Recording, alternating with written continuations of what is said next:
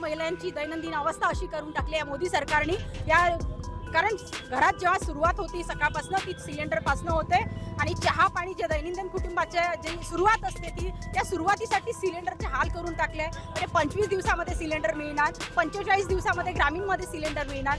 जे लोक एका रूममध्ये भाड्याने राहतात किंवा एका रूममध्ये राहतात तर ते चूल कुठे पेटवणार आहे? म्हणजे आता चुलीचं तर हे नष्टच झालं आहे, पण सिलेंडर जर मिळाले नाही तर दैनंदिन अवस्था शहरामध्ये काय होईल महिलांची?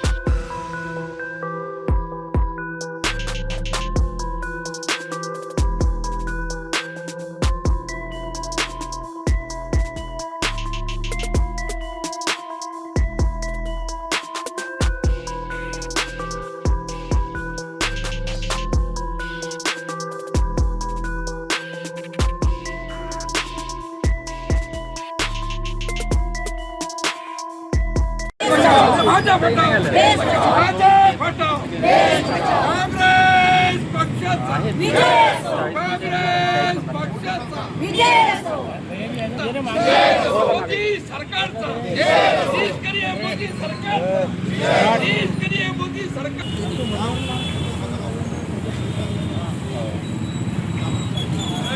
जिल्हाधिकारी कार्यालयावर तुम्ही म्हणजे आज बघा महिलांवर अशी परिस्थिती आली की सिलेंडरसाठी लाईन दिसत आहे। जेव्हा पंतप्रधान मोदी जेव्हा भारताचे पंतप्रधान झाले तेव्हा त्यांनी नोटबंदी केली होती, नोटांसाठी लाईन लागली। त्या नोटबंदीमध्ये बऱ्याच जणांचे जीव गेले कारण तिथे धावपळ होत होती।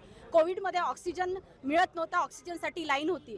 बँकेमध्ये तुम्हाला माहीतच आहे सगळ्यांना केवायसी करायसाठी सुद्धा लाईन आहे। आज महिलांची दैनंदिन अवस्था अशी करून टाकली आहे मोदी सरकारने।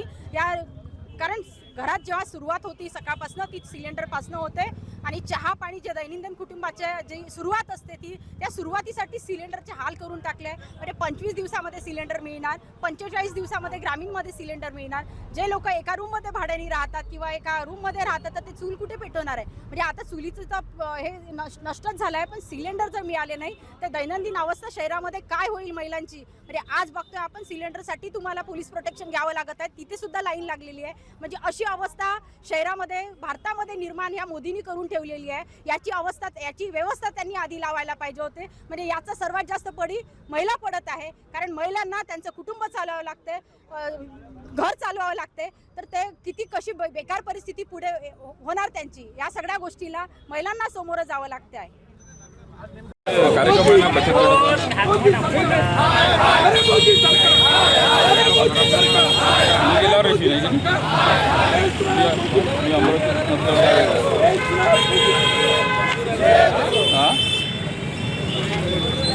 व्हेरी गुड, थांब फोन करू।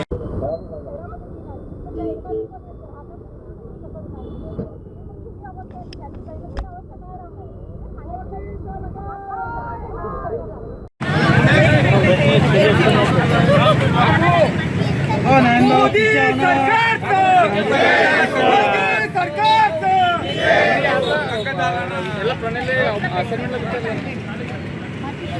अमरावती काँग्रेस आंदोलन या भ्रष्टाचारी सरकारचं, या भ्रष्टाचारी सरकारचं